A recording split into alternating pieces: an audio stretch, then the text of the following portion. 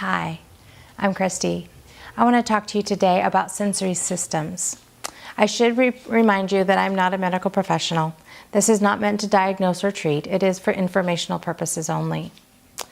Now that we've talked a little bit about what SPD or sensory processing disorder is, I want to talk about the systems that we have and which systems can be impacted by SPD. The short answer is all of them can be, and many times multiple systems are impacted within the same person. One of the things that most people realize that we have 5 senses. We have sight, sound, touch, smell, and taste. But from a sensory perspective, there are 3 others that we also have that can be very dramatically impacted. There's the vestibular system, which is knowing where you are in space. It focuses on the movement and the position of the head in relation to gravity, so it helps you to know, again, where you are in space. There's the proprioceptive system, which talks about muscle and joint movements. And then there's the interoceptive, which is the physiological or physical condition of the body. On my blog at www.havenofhopeforme.com in November of 2017, I have an article in a blog post on sensory systems. It does have a bunch of medical terminology in it, but it also gives a good description of each of these systems. You might find it helpful.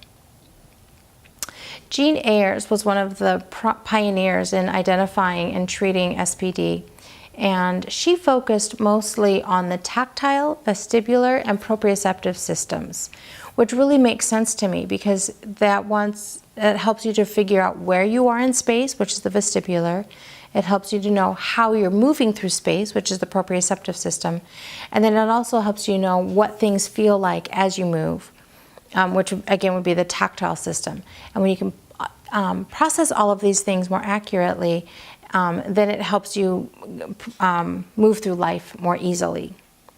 When these systems are functioning properly, then it can let you know that a tap on the shoulder is just to get your attention. Or a loud crash of the cymbals will startle you, but you'll realize what it is, and then you'll recover quickly and it won't be a big deal. However, when you have SPD, this kind of information is misprocessed, meaning that you'll have this activity happen to you or this action happen to you, and you won't know how to process it appropriately. And so then when you don't process it appropriately, you don't respond appropriately.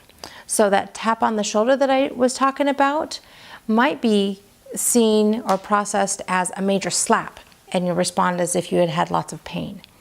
Or if you're under processing things, you might not feel it at all, and so you might not give any response. Somebody might think you're ignoring them. Or that loud cymbal crash that I was talking about might cause a full meltdown or a shutdown completely because it was so unexpected and just totally overwhelms the system. From personal experience, my oldest son has SPD, and I've seen how these systems not working properly can impact development as well as the responses.